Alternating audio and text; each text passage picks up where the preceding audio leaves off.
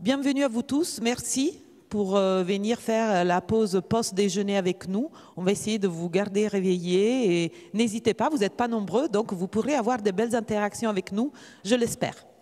Alors, le sujet qui nous a été confié est le suivant, un job de sens dans l'économie circulaire. Je ne vous apprends rien si je vous dis que dans le monde professionnel, on assiste à plusieurs vagues qui bousculent la relation au travail. On a des démissions en chaîne, on a un refus croissant des bullshit jobs. Je vous conseille ce livre, il est passionnant, du sociologue Graeber, sur les bullshit jobs. La méfiance vis-à-vis des grandes entreprises. Donc tout ça est dans la presse tous les jours et nous pouvons le vivre de façon plus ou moins directe. Avec le Covid, on a aussi assisté à l'émergence massive du télétravail, qui était déjà là, mais qui, grâce ou à cause du Covid, s'est développé massivement. Et donc, c'est là aussi bousculer un peu les frontières entre vie privée, vie professionnelle encore plus. Il y a eu quand même une retombée positive de cette période, c'était celle de donner de la légitimité, de la visibilité aux métiers, et aux métiers ainsi dit essentiels, aux emplois qui étaient plutôt des emplois invisibles finalement. Donc il y a aussi un re-questionnement de la relation entre les métiers plus nobles, de management, de direction, d'encadrement, vis-à-vis des métiers opérationnels.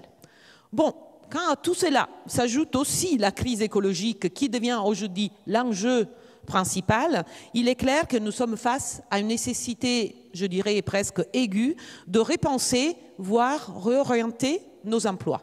C'est ça un peu le sujet que nous sommes invités à débattre. Le vrai défi consiste à s'interroger sur le contenu des métiers, mais aussi sur les finalités des métiers que nous souhaitons développer. Pour en discuter, j'ai 4 invités d'exception. Nous allons essayer de cibler cette vaste question, notamment via les métiers que l'économie circulaire peut nous proposer, que ce soit au niveau plus opérationnel ou au niveau plus managérial, et sans oublier pour autant que pour pouvoir travailler, il faut d'abord être formé. Et donc, on essaiera de faire un peu des allers-retours entre comment on réinvente les métiers, la profession, et comment on est un peu obligé, et là je parle à titre personnel, de réinventer, révolutionner aussi les enseignements qu'on dispense à nos étudiants qui sont les futurs acteurs de demain. Donc, j'ai à côté de moi, je les connais tous, mais pour ne pas faire de faute, je vais reprendre leur nom et leur appartenance à l'organisation. Alors, à ma droite, là, j'ai Céline Julien, qui travaille chez Mon Job de Sens. Oui, je vous présente comme ça rapidement, vous pourrez vous présenter après. Après, j'ai Fabien Sécher, porte-parole chez Jobs That Make Sense. J'ai à l'extrême gauche, j'ai Alexandre Isaac, qui est fondateur et CEO de la The Repair Academy. Et à ma gauche, une transition se fait tout de suite parce que j'ai Louis-Pierre Geffray pour un réveil écologique et donc qui est ici notamment pour témoigner et porter la voix des jeunes. Donc je passe sans tarder la parole au réveil écologique. Merci beaucoup, vous m'entendez, c'est bon. Je suis ravi d'être ici, merci pour l'invitation, merci à Hop.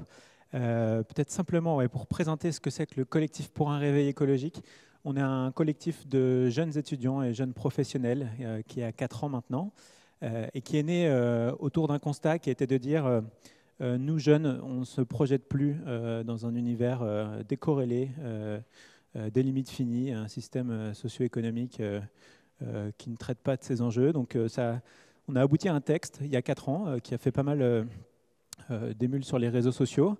Et suite à cela, on a donc créé ce collectif qui en fait initialement s'est retrouvé à l'interface entre les attentes de la jeunesse, de formation sur ces enjeux et l'enseignement supérieur. Donc on a commencé à travailler ces questions et à créer du contenu sur ce qui nous semblait être d'importance en termes de formation pour bien comprendre les enjeux qu'on se prédestine à résoudre par la suite.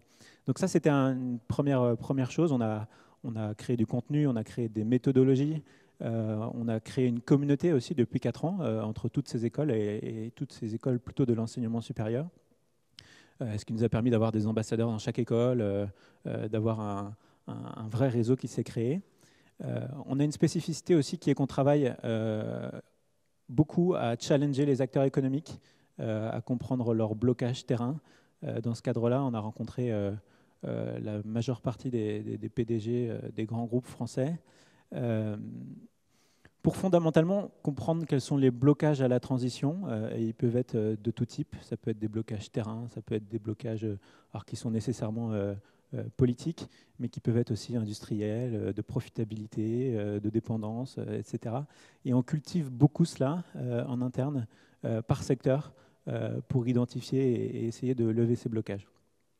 Et puis un troisième volet qui est très important pour nous, et c'est principalement par celui-ci qu'on est connu, sur les réseaux sociaux, où en fait on a une veille très active sur le greenwashing qu'on dénonce et qu'on essaie de traiter à chaque fois avec la plus grande finesse pour atterrir encore une fois sur le fond des blocages et essayer de faire avancer la cause au maximum. Depuis quelques mois, on a aussi un nouveau projet qui est de réveiller la fonction publique, et on voit que c'est quelque chose qui a été quand même entendu par le gouvernement qui s'y attelle progressivement. Donc on est en lien avec les ministères. On a rédigé, alors il y a de ça quelques mois déjà, le rapport Jouzel. Peut-être que vous avez vu ce rapport qui faisait des recommandations. Ce qu'on avait remarqué, nous, depuis 2018, c'est qu'en clair, on avait des étudiants qui étaient formés aux enjeux, mais que ça représentait 2% des étudiants, là où il faudrait que ce soit une formation qui soit générique, peu importe la filière de formation et le parcours, plutôt sciences économiques ou sciences dures, etc. Voilà ce qu'on fait au quotidien. On est fort d'une communauté qui nous soutient et qu'on cultive, ce qui nous permet d'avoir un rapport de force dans nos préconisations et beaucoup avec les acteurs économiques. Louis-Pierre, je peux te poser une question parce qu'aujourd'hui, quand on pense la voix des jeunes et la contestation vis-à-vis des grandes entreprises, peut-être vous avez suivi aussi, il y a eu beaucoup de remises de diplômes dans des grandes écoles, que ce soit d'ingénieurs ou de commerce, dans lesquelles il y avait une invitation à déserter. Or, si j'entends bien ton discours, vous positionnez plutôt dans une posture qui est un peu différente. Est-ce que le manifeste pour un réveil écologique invite à déserter et à sortir du système pour traduire dans un langage commun? Quel est votre regard sur ces postures qui sont quand même intéressantes, qui nous interpellent? Alors nous là-dessus, on ne se positionne pas volontairement. On a certains sujets... Ils ne répondent pas, hein. On a d'autres sujets où volontairement aussi on ne se positionne pas. Alors on a nos idées propres et ça fait des gros débats en interne. Certains désertent, d'autres non. Je dirais qu'on cultive toutes les portes qui nous permettent d'accéder à des leviers d'impact pour changer les choses. Mais bien évidemment qu'il faut des personnes qui font de la désobéissance civile. Ça a complètement un sens et dans les rapports de force, ça fait avancer les choses. Il faut aussi des personnes à l'intérieur pour mettre en place des méthodologies, pour décliner tous ces grands sujets et l'économie circulaire d'une manière opérationnelle. Il y a des enjeux qui sont économiques, mais il y a aussi des gros enjeux d'individus. C'est-à-dire qu'on n'a pas les compétences des fois dans les entreprises. Donc il y a un énorme travail et le temps presse, donc il faut qu'on aille vite. Et j'ai une dernière question, parce que vous avez dit que vous êtes en contact avec les PDG des grandes entreprises. Est-ce qu'eux, ils ont peur de cette désobéissance ou cette invitation à désobéir? Et il y a 15 ans, aller travailler chez Total faisait encore rêver. Aujourd'hui, ça ne me semble plus être le cas. Est-ce que c'est un levier qui peut marcher pour accélérer la transition des grandes entreprises? Alors, ce que je peux vous dire, c'est que Total Energy a un gros problème de recrutement qui est massif. C'est assez énorme. On le voit très bien de notre côté. Nous, en fait, dans les communautés qu'on a créées, alors on a créé ce collectif, et en fait, dans les grandes entreprises avec lesquelles on était amené à échanger, on s'est rendu compte aussi qu'on avait des personnes de ces entreprises qui nous contactaient en nous disant en fait, je travaille dans telle entreprise, à l'intérieur, je suis un peu bloqué, j'aimerais faire progresser les choses, qu'est-ce que je peux faire? Et en fait, on s'est rendu compte que plusieurs personnes de ces mêmes entreprises, des fois, nous contactaient. Donc, ce qu'on a fait, c'est qu'on les a simplement mis en lien. Ça a abouti à des collectifs internes dans ces grandes entreprises qui se sont regroupés et qui poussent de l'intérieur pour appuyer des stratégies qui prennent en compte ces sujets. On a fait ça dans tout un tas d'entreprises. Maintenant, il y a plusieurs dizaines d'entreprises en France qui ont ces collectifs de salariés. Et on les a fédérés au niveau national dans une association qui s'appelle Les Collectifs, voilà, qu'on a contribué à faire émerger. Non, et nous, c'est notre plus gros rapport de force. Hein. C'est quand on va voir un PDG, on lui dit, bon, écoutez, vous allez avoir des problèmes de recrutement parce que la finalité de votre secteur, on considère qu'elle n'est pas utile dans un monde bas carbone et soutenable. Donc, qu'est-ce que vous faites, en fait? Et on peut avoir des entreprises qui ont une très belle stratégie RSE, mais dont la finalité n'est pas utile. D'autres qui n'ont pas de rapport RSE, mais en fait, où ils sont fondamentalement sur des choses dont on aura encore besoin demain. Donc, on essaye de rentrer dans cette finesse de compréhension.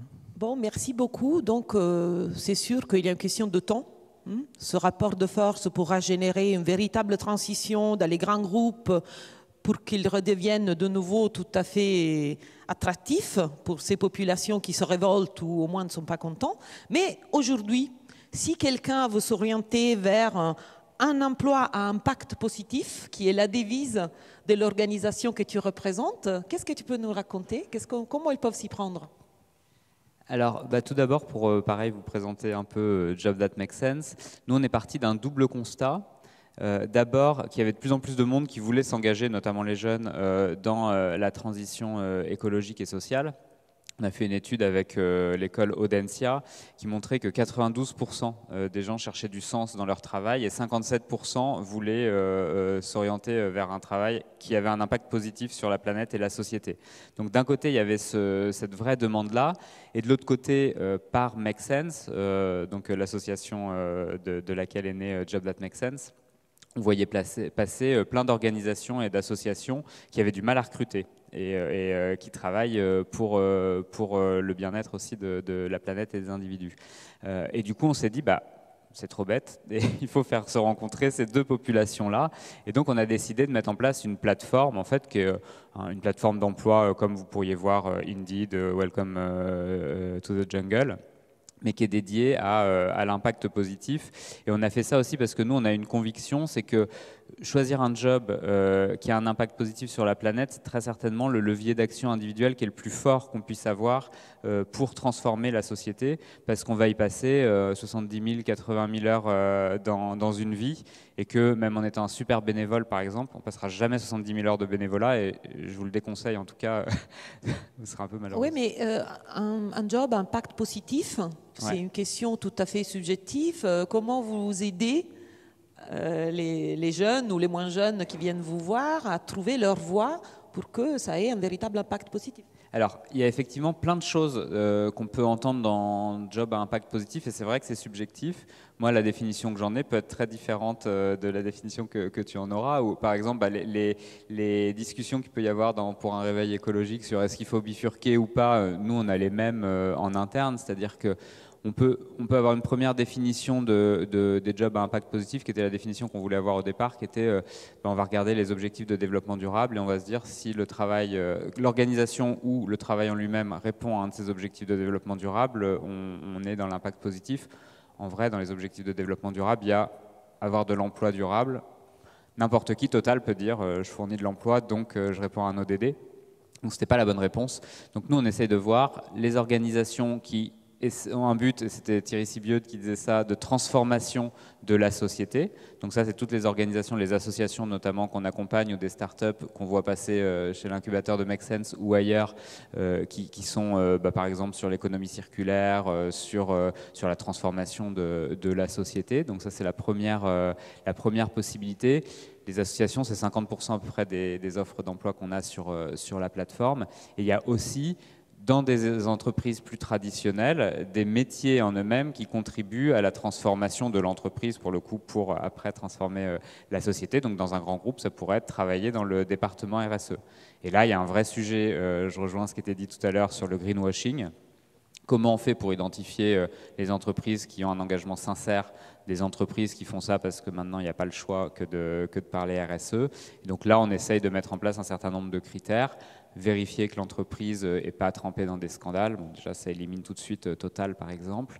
Qu'elle ne contribue pas à des activités qui sont totalement à l'inverse des accords de Paris. Par exemple, l'industrie pétrolière, pour reprendre les mêmes, hein, c'est un peu facile de taper sur eux, mais bon, c'est l'exemple facile. Pareil, on les éliminerait.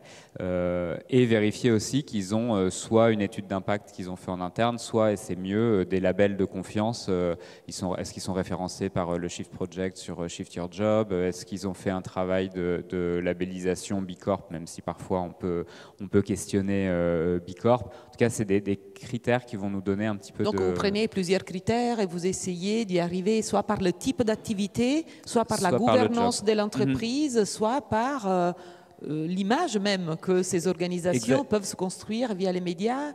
Exactement, pour éviter le greenwashing. Il y a deux niveaux. Il y a ce que nous, on va autoriser et où on a volontairement une acception assez large en fait, de la définition de l'impact.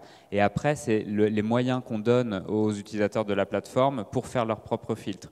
C'est-à-dire, si moi je dis, en fait, jamais de la vie, je veux bosser dans une grosse entreprise et faire de la RSE dans une grosse entreprise, je peux décider de ne pas voir ces jobs-là. Si je me dis, je veux bosser que dans une association, je vais voir que les jobs associations. Donc, on a ces deux niveaux-là et vraiment donner toute le pouvoir. Vous êtes active à l'échelle nationale? On est à l'échelle nationale. Aujourd'hui, pour être totalement honnête, il y a à peu près 50% des jobs qui sont sur Paris. Et donc, c'est un gros travail qu'on a parce qu'il y a de l'emploi partout en France. Et moi, le message que je veux faire passer, qui est important, c'est qu'il y a de l'emploi pour tout le monde. Ce n'est pas uniquement des postes d'experts. C'est pas uniquement être ingénieur sur le cycle de vie, sur la transformation des processus de fabrication. C'est une association, par exemple, Hop, a besoin de commerciaux, a besoin de marketing, a besoin de comptables. Il y a vraiment tous les métiers support. Et puis un commerce vrac, par exemple, va avoir besoin de vendeurs, de vendeuses, de logisticiens, de logisticiennes, etc. Vraiment, et Fabien, juste la population de ceux qui passent par ta plateforme du côté des demandeurs, est-ce que c'est plutôt des jeunes, c'est des reconversions? Est-ce que tu as quelques... Il y a les deux populations. En fait, historiquement, et c'est aussi un biais de l'association Make Sense, puisqu'on s'adresse principalement aux jeunes à l'origine. Donc on avait beaucoup de 20-25 ans, soit des personnes qui venaient chercher des stages ou des premiers emplois, et qui sont donc une population qui a toujours baigné dans la crise écologique et sociale et du coup qui se dit en fait jamais de la vie je vais aller bosser pour une entreprise qui répond pas à ces critères-là. Et de plus en plus, et notamment ça s'accélère depuis le Covid et depuis la multiplication des crises aussi, la prise de conscience des enjeux environnementaux, on a des 35, 45, 50 ans qui viennent et qui sont sur des process de reconversion avec énormément de croyances limitantes en se disant vu que j'ai pas passé ma vie dans une ONG, jamais je vais pouvoir bosser pour un job qui a du sens. Et on fait tout un travail justement de montrer qu'il y a des jobs qui payent, qu'il y a des jobs dans tous les secteurs encore une fois et que c'est pas réservé à des personnes qui auraient un CV parfait et qu'il y a des moyens aussi de se former ou de transférer ses compétences.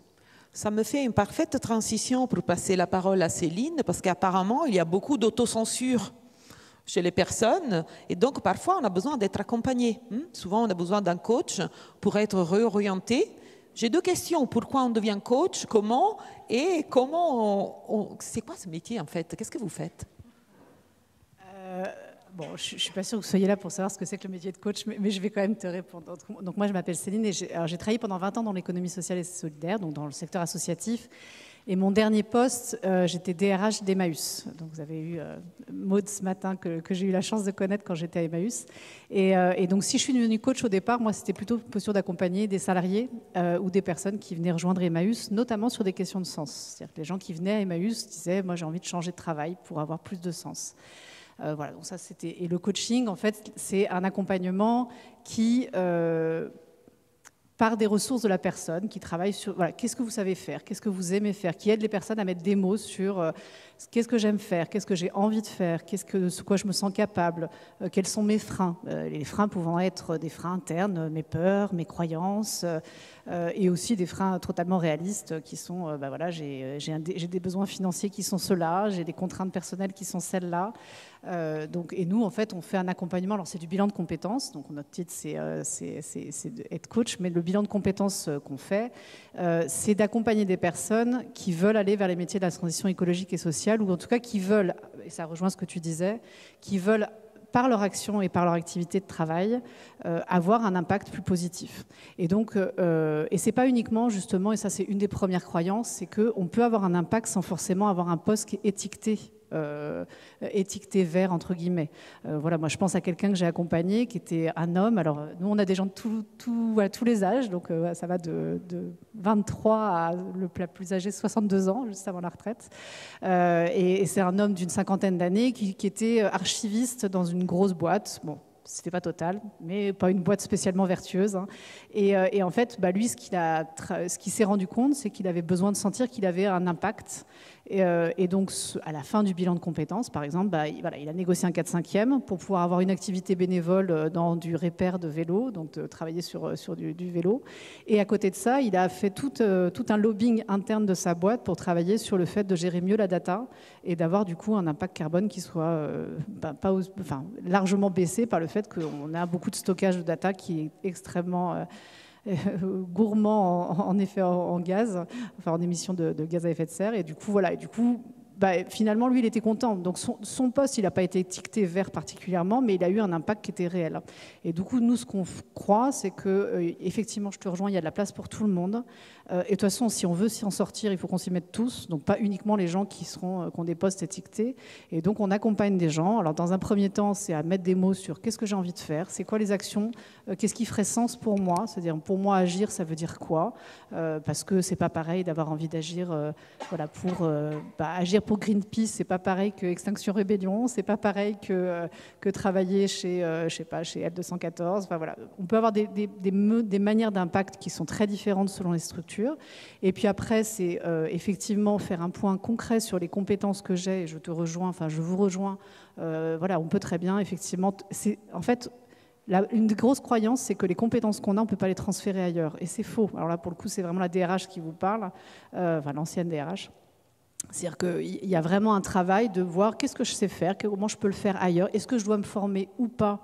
Et ce n'est pas nécessaire de se former systématiquement. Il y a des métiers techniques dans lesquels il faut se former, mais il y a plein de métiers. Et puis la bonne nouvelle, c'est que c'est un marché qui est en train d'exploser aussi. Alors avec aussi du greenwashing, c'est vrai, mais par contre, il y a énormément de postes qui se créent. Moi, je le vois, ça fait 5 ans que j'accompagne des personnes. On a accompagné à peu près 500 personnes. Ça a vachement évolué dans les dernières années sur énormément, et tu dois le voir dans les offres. Hein, il y a beaucoup plus de postes qu'avant.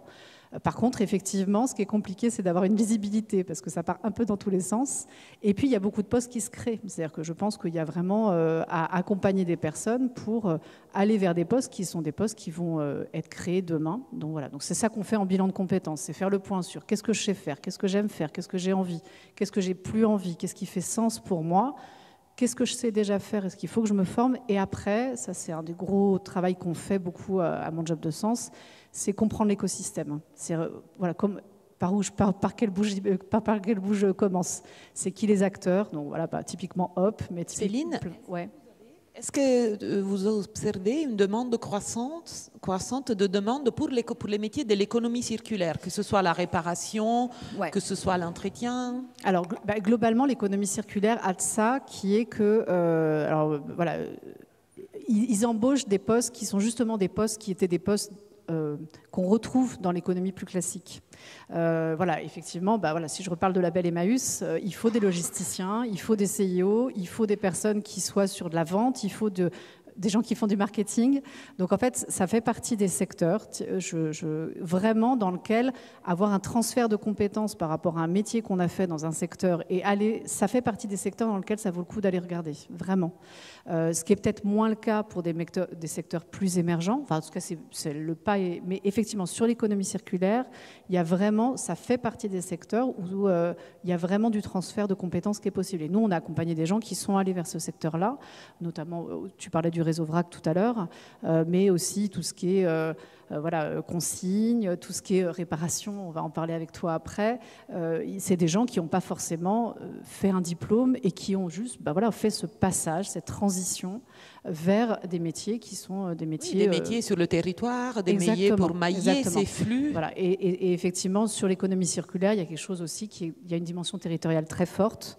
Et donc, moi, le conseil que je rends, si vous êtes dans cette situation-là, c'est d'aller voir vraiment ce qui se fait. Donc, le fait que vous soyez là, moi, j'avais envie de vous féliciter, même si vous n'êtes pas très nombreux, n'empêche que vous êtes une trentaine à être là.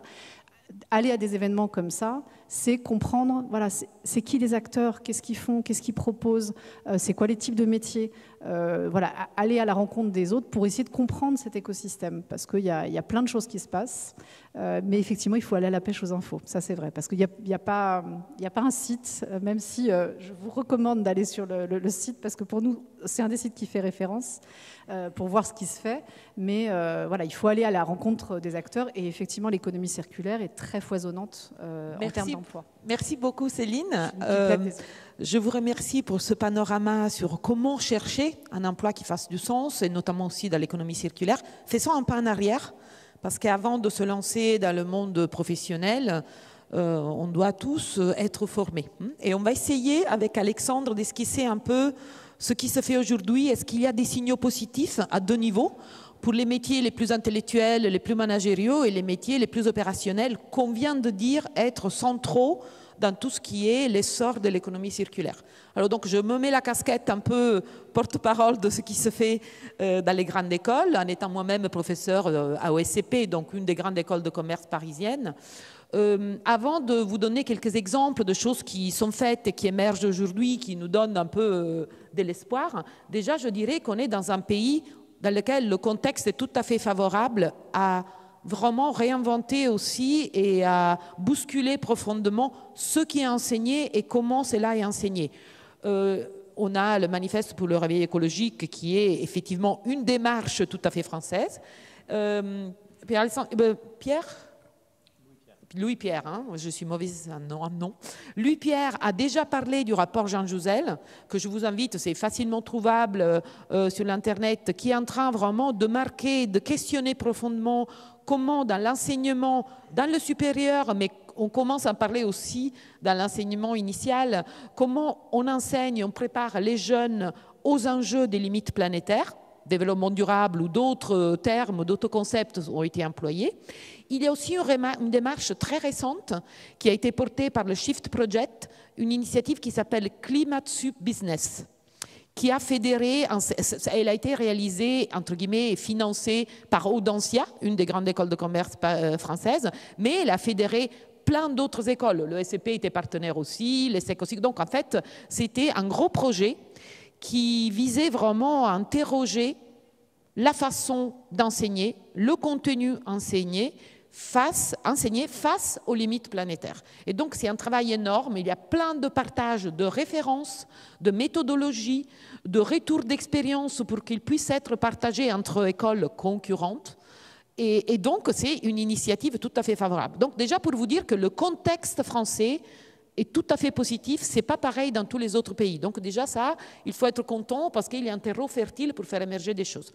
Je vous parle maintenant de ce qui se passe au sein des écoles. Je parle de SCP, mais c'est tout à fait la même chose dans les autres écoles.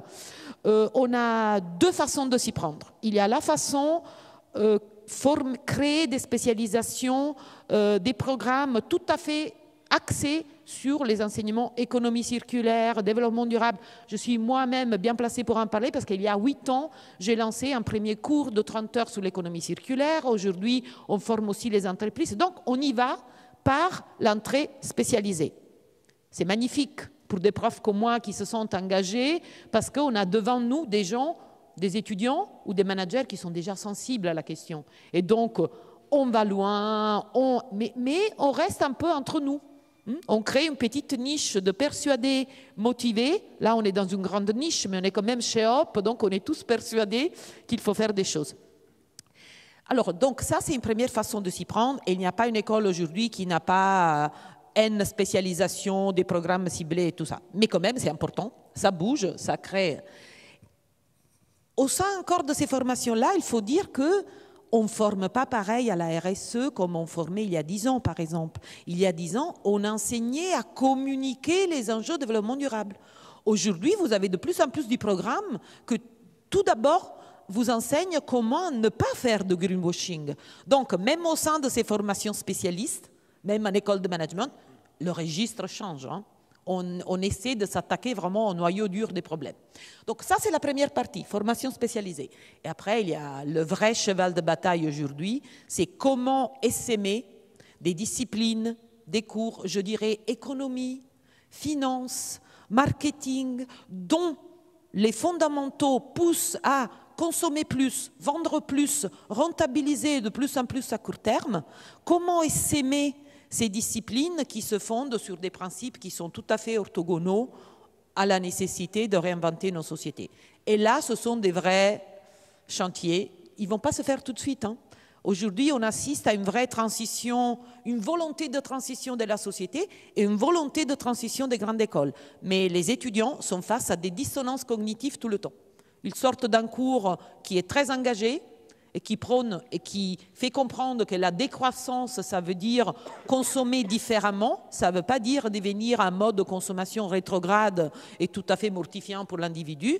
Et après, à côté, le cours suivant peut être un cours qui est tout à fait dans l'euphorie des 30 glorieuses qui ne remet rien en question. Donc ça, il faut être conscient. Je le dis comme ça parce que je le dis spontanément, mais ceux qui diraient autrement, ça serait faux. On n'a pas complètement changé les programmes classiques de nos écoles, mais on y travaille et on est très nombreux. Il y a un réseau d'acteurs professionnels qui est militant pour ça. Je vous assure qu'il y a un réseau de professeurs, d'enseignants-chercheurs qui sont actifs pour ça. Donc voilà, le panorama est celui-là. Ce sont des écoles en transition, avec les jeunes qui ont un rôle du coup à jouer aussi pour s'orienter dans ces contradictions. Donc voilà, je remets ma casquette d'animatrice de la table ronde. Et on le disait, l'économie circulaire demande aussi à mailler le territoire, demande à réconcilier les métiers plus professionnels avec les métiers plus de cadrage et de pilotage. Et je suis ravie de vous faire découvrir l'initiative qui a été lancée par Alexandre, parce qu'elle s'attaque vraiment à un des métiers qui sont centraux dans l'économie circulaire, qui est la réparation. Bonjour, merci pour cette introduction. Du coup, moi j'ai un objectif assez simple, c'est recréer l'industrie de la réparation en France, la rendre qualitative et attractive. Si elle est qualitative et attractive, il n'y aura même pas besoin de l'évangéliser, ça deviendra un réflexe pour tout le monde. Et demain, au lieu d'acheter du neuf, vous ferez réparer, et quand il n'y aura vraiment pas d'autre solution, vous achèterez du neuf. Tout le monde a vu que le marché du reconditionné, c'est quelque chose qui devient de plus en plus intéressant, que tout le monde voit de plus en plus. Mais il faut savoir comment on en est arrivé là. On est un des plus en avance dans le monde, on va dire en France, sur ces idées-là. Du point de vue du consommateur, on pourrait dire que c'est juste acheter des choses moins chères que du neuf, qui sont quasiment en état neuf. Mais du point de vue des emplois et du point de vue social, c'est très différent. En fait, on crée des emplois. Et ça, c'est super important. Il ne faut pas oublier que la première industrie de France, ce sont nos artisans. Et même si aujourd'hui, le marché de la réparation, c'est énormément d'artisans qui souvent sont autodidactes, le marché demain et l'industrie de la réparation de demain, ce seront des techniciens formés à la réparation. Donc j'ai créé Repair Academy en 2019 sur ces métiers-là. Pourquoi j'ai créé ça? En fait, moi, mon hobby dès le collège, c'était de réparer des téléphones pour mes potes, tout simplement. Parce que quand on est au collège ou au lycée, on n'a pas forcément l'argent de racheter du neuf ou de réparer. Donc à l'époque, ça semblait logique, en fait. Alors que peut-être qu'effectivement, quand on a un salaire, qu'on s'en sort bien et qu'on casse son téléphone, le premier réflexe, ça va pas être de le réparer, ça va être de le remplacer. Donc en fait, je suis tombé là-dedans simplement parce que j'étais dans la situation où plein de gens, en fait, en France aujourd'hui, n'ont pas les moyens de changer leur appareil électronique. Et puis plus le temps a avancé, j'ai dû apprendre à réparer tout seul, puis à réparer les cartes électroniques de ces appareils-là. Et puis je me suis rendu compte qu'en fait, ce savoir-faire existait en France il y a bien longtemps. Dans les années 90, si vous aviez un problème avec votre télé, un technicien d'Arty venait chez vous. Et puis sortez le fer à souder, il réparait votre télé dans le salon, il changeait des composants. Aujourd'hui, on ne fait plus du tout ça. Ça n'existe plus. Aujourd'hui, une carte électronique qui aurait un problème, on la jette. Donc nous, on essaie en fait de réévangéliser ces métiers de la réparation qui sont accessibles à tous. Donc ce centre de formation propose des formations à réparer des appareils type smartphone, tablette, PC. Mais notre but, c'est d'agrandir cette filière-là parce qu'il y a des sujets sur le textile, sur tous les matériaux. Enfin, la réparation peut s'appliquer à quasiment tout ce que vous avez autour de vous toute la journée. La chaise sur laquelle vous êtes assis, les vêtements que vous portez, vos lunettes, tout peut être réparé. Aujourd'hui, pourquoi on ne le fait pas? Parce que personne ne sait le faire, personne ne sait former les techniciens qui vont faire ça. Et ensuite, ce qui va être intéressant, c'est qu'aujourd'hui, on parle d'économie circulaire, et malheureusement, il y a encore un petit peu cette réputation de l'économie circulaire, c'est traiter les déchets, c'est pas très glamour, c'est un peu crade, on va aller faire ça avec des tables faites en palette. Oui, parfois. Mais le but, c'est effectivement à la fois intéresser les décideurs, les commerciaux, les professionnels de la publicité, parce que comment on va rendre un appareil reconditionné plus attractif que le dernier appareil sorti en date par le constructeur que vous voyez toute la journée à la télé? On va être obligé d'avoir des gens qui sont experts là-dedans pour donner envie aux gens de faire réparer, d'acheter du reconditionné, etc. Alexandre, j'ai une question, parce qu'on sait qu'en France, ça fait 2 ans maintenant qu'on a cet indice de réparabilité qui est une première dans le monde, notamment pour les produits, pour certaines catégories de produits électroniques, électriques. Est-ce que, je pense que tu avais un peu anticipé l'arrivée aussi de cet indice de réparabilité, mais est-ce que aujourd'hui tu constates qu'il y a plus de demandes à être formés à la réparabilité? Est-ce qu'il y a un contexte favorable pour que ce métier commence à devenir un peu plus désirable? Alors, je n'ai pas directement participé à l'indice de réparabilité, c'était plutôt... Je suis arrivé un peu après sur des actions de contrôle, parce qu'on avait quelques constructeurs qui n'étaient pas très... Bon, bref, c'est un autre sujet. Mais en fait, l'indice de réparabilité a mis en lumière le fait que oui, on peut réparer les appareils.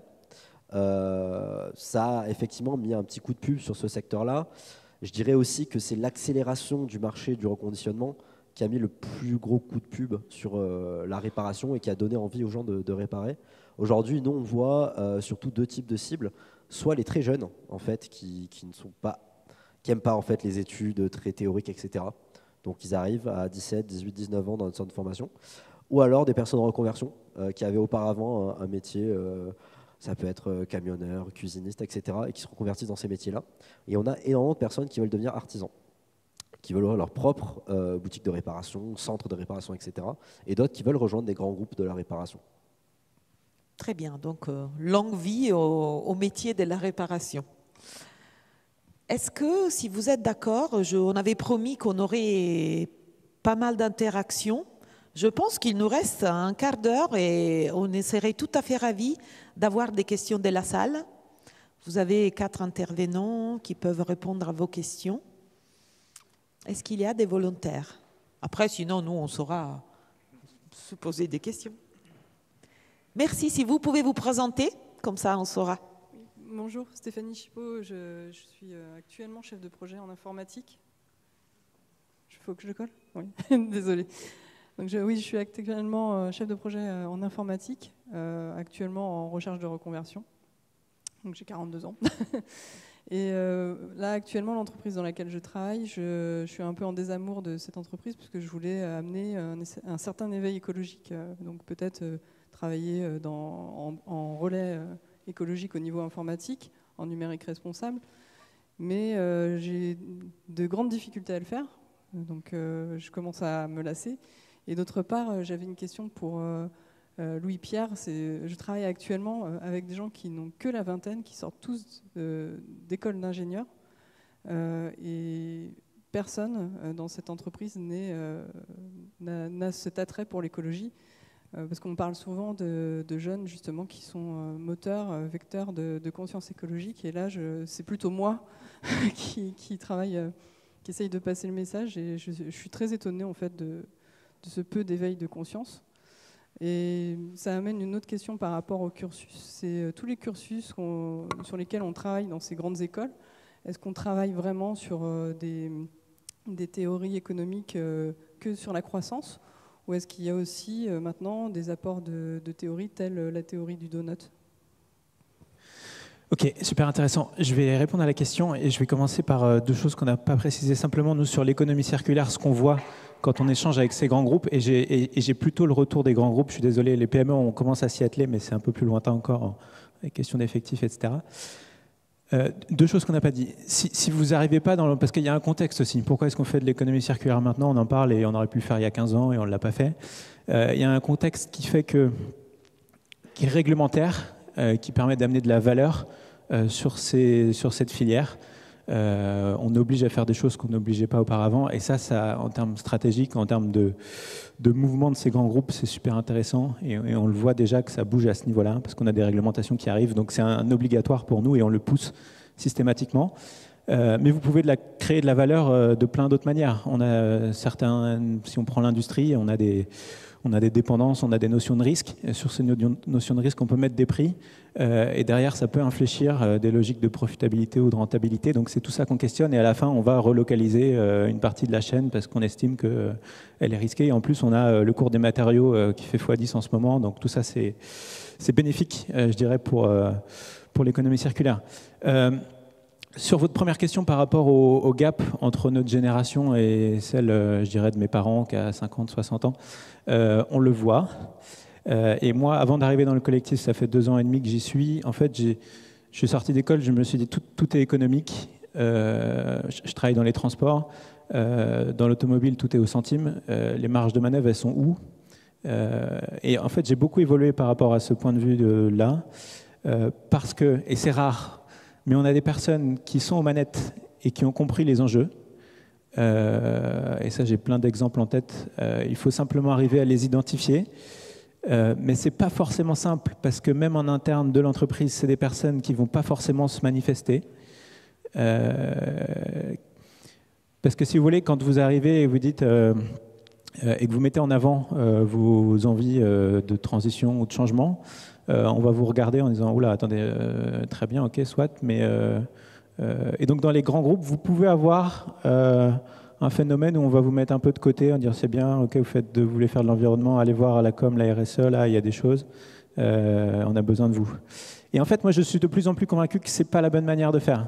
C'est-à-dire que vous êtes dans votre entité, dans votre grande entreprise, encore une fois, je suis désolé, vous pouvez avoir une très grosse prise de conscience. Moi, si j'étais à cette place aujourd'hui, je garderais tout ça pour moi, ou avec quelques personnes proches, et j'essaierais de prendre, d'avoir du pouvoir, d'avoir des arbitrages dans les mains, pour influer des prises de décisions importantes. Et il y a des exemples qu'on voit, nous, au quotidien à ce niveau-là. Donc, il ne faut pas perdre espoir, mais effectivement, faire des ponts, et nous, on le pousse beaucoup. Hein, et on le voit, on a travaillé avec le Collège des directeurs développement durable, le C3D, peut-être que c'est une entité que vous connaissez, qui regroupe au niveau France les directeurs environnement des grands groupes. Alors je crois qu'ils sont c'est plus d'une centaine maintenant, il faudrait vérifier, mais c'est assez colossal. Et eux, en fait, ils bouclent derrière pour s'échanger les bonnes pratiques. Ta réglementation dans ton secteur, ah ouais d'accord, elle est arrivée, ok, et donc en niveau opérationnel, vous avez déduit un prix interne du carbone, ah ouais, tu as vendu ça comme ça à ta direction, et donc du coup, là, ton site, maintenant, il fait de l'économie circulaire. Ah ouais, alors comment est-ce qu'on peut transposer ça dans mon secteur, moi, qui est le numérique, par exemple, ou le numérique, il n'y a pas de réglementation. Voilà, donc il y a ça bouge beaucoup derrière aussi. C'est des groupes qu'il faut arriver à intégrer, mais ça bouge. Voilà ce que je peux te dire. Et j'oublie peut-être la deuxième partie de la question, non, ou c'est bon ?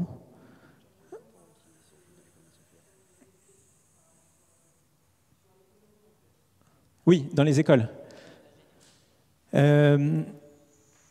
C'est un gros tabou encore. Malgré tout, en fait là, c'est aussi stratégiquement parlant. C'est simplement dans les mots employés. Par exemple, vous arrivez en entreprise, nous, on arrive en intervention, on dit qu'il faut faire de la sobriété.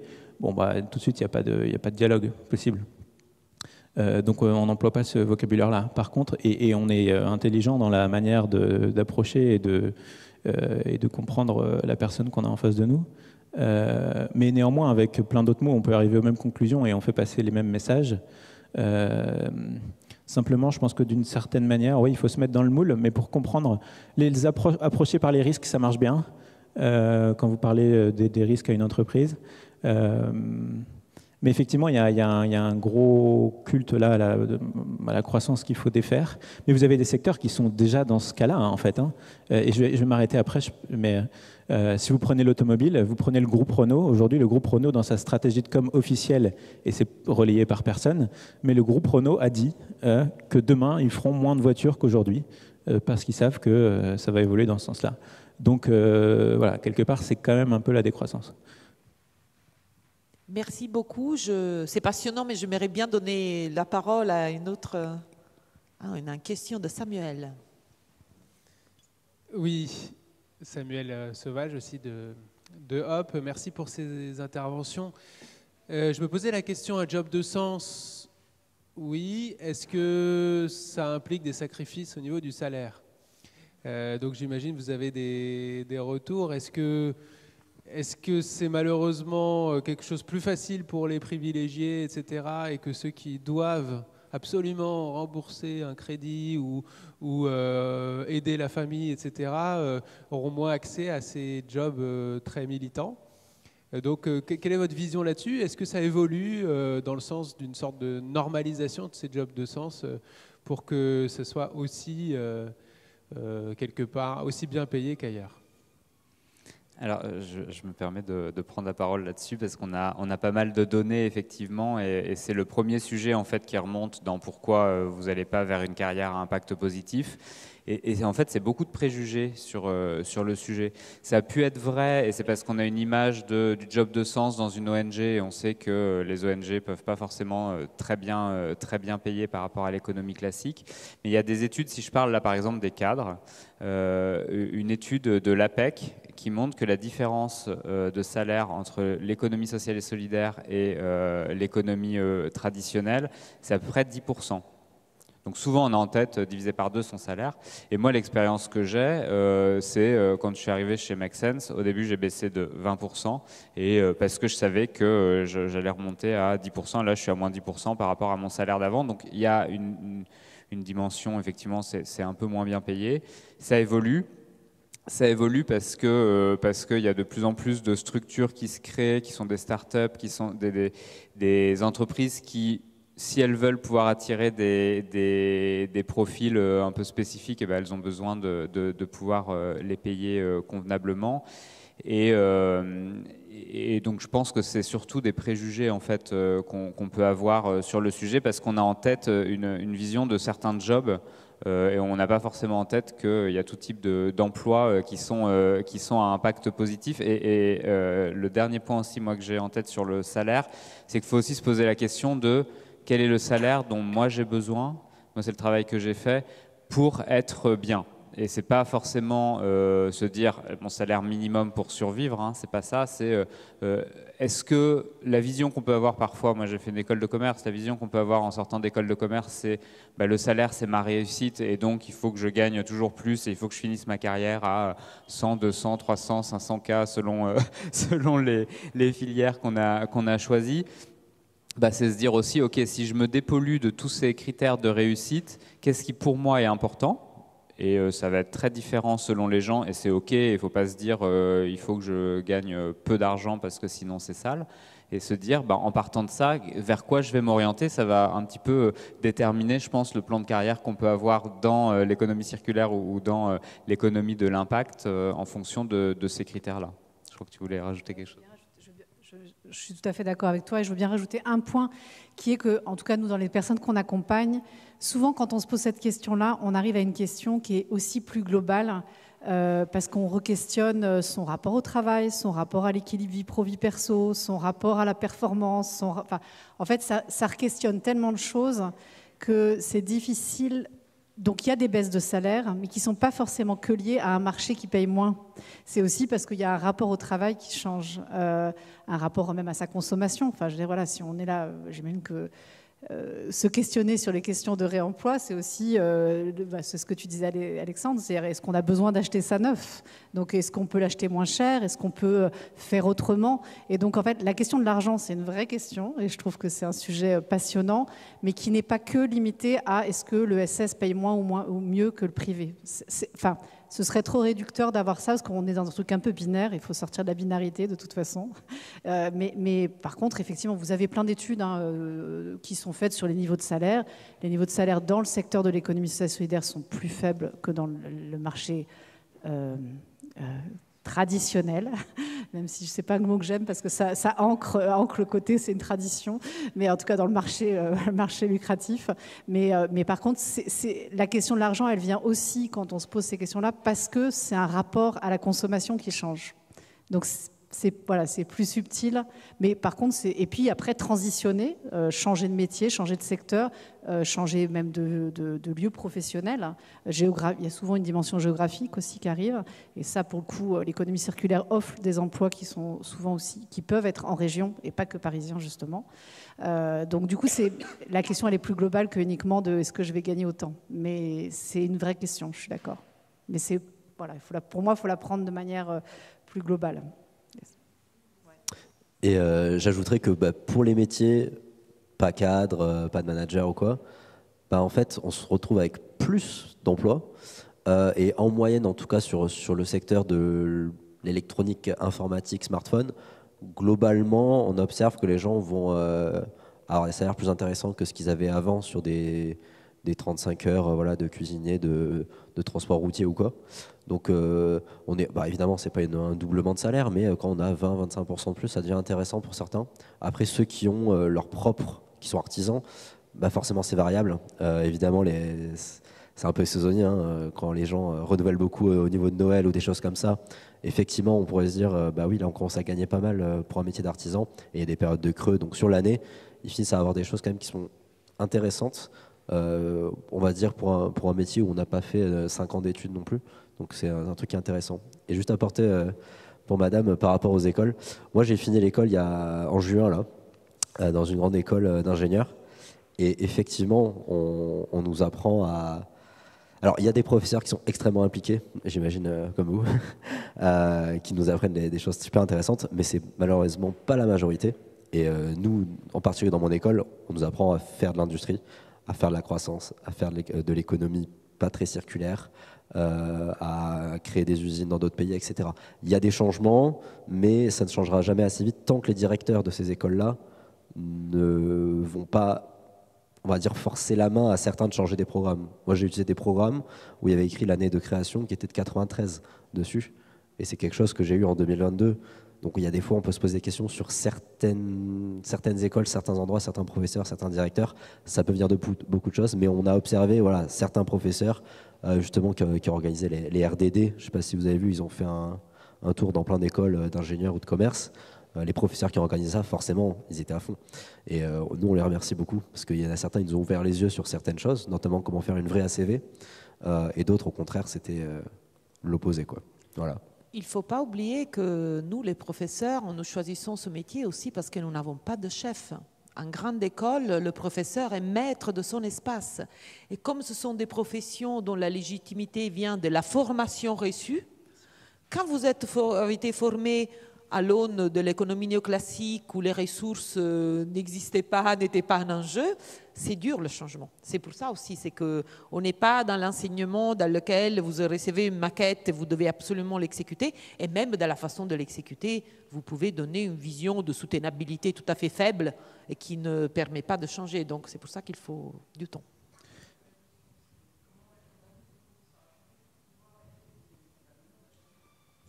Juste là-dessus, on est en train de faire un tour de France des écoles avec le collectif. On a 50 dates dans les enseignements supérieurs. Là, on passe dans chaque école pour essayer de changer ces idéaux. On met une grosse pression aux directions pour leur dire si vous ne changez pas, regardez votre collègue à côté, là, ils ont bien évolué. Votre école, elle va être à la remorque. Donc, allez-y, poussez. Et moi, ce que je commence à voir maintenant, c'est qu'il y a des secteurs industriels qui ont un intérêt à la transition. Si on parle d'économie circulaire, on parle de chimie, de nouveaux process dans l'industrie, etc. Des acteurs qui ont très bien compris qui allait avoir besoin de fortes compétences là-dedans et qui pousse très très fort et qui commence à nous dire ah mais attendez, vous allez dans les écoles là pour faire changer les programmes, mais je viens avec vous et j'appuie votre discours. Donc on commence à le voir, c'est timide, mais je pense que c'est quelque chose qui va se passer de plus en plus. Je peux vous dire que dans toutes les grandes écoles de commerce en France actuellement, il y a soit en cours de conception, soit déjà en train d'être déroulé, beaucoup d'initiatives de formation des formateurs. Notamment, c'est via les profs qui ont déjà fait le pas de l'autre côté qu'on essaie d'organiser des ateliers de co-construction de nouveaux programmes dans la limite planétaire. Bon, mais je pense qu'on doit... Est-ce qu'on peut prendre... On peut dépasser d'1 minute? On a une question derrière toi, juste 1 minute. Dernière question. Très, très rapidement.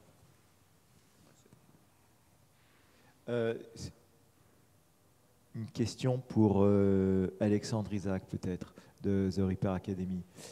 Lors de la table ronde hier, avec une participation de Murphy, il semblait indiquer qu'ils étaient débordés par la demande et qu'en plus, avec le fonds réparation, ça allait s'empirer, qu'un tsunami de demandes allait surgir. Est-ce que vous le voyez, vous, à The Repair Academy? Est-ce que vous avez des indices que vous allez avoir une forte croissance sur les demandes de réparation? Alors, c'est un sujet qui est assez controversé en ce moment, le label Quali-Répar, parce qu'il est très bien et il permet d'utiliser le fonds réparation pour forcément faire baisser le poids des réparations, le poids financier, pardon. Le souci aujourd'hui, c'est que, comme je disais tout à l'heure, énormément de réparateurs sont des artisans indépendants. Un artisan indépendant, déjà faire sa compta, c'est compliqué parfois.